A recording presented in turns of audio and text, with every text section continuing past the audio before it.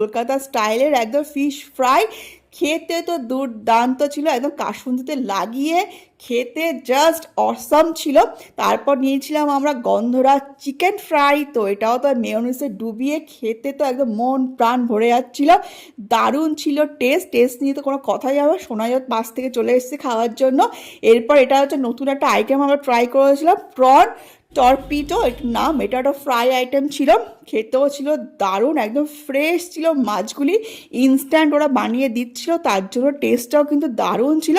তারপর কাস্তুরি স্পেশাল থালিও আমরা নিয়েছিলাম, যেখানে দেখতে পাচ্ছ ডাল, ঝুরঝুরি আলু ভাজা, চিংড়ি মাছের মালাইকারি আর চিকেন কষা, সমস্তটা দিয়ে খেতে জাস্ট মন প্রাণ ভরে আসছিল।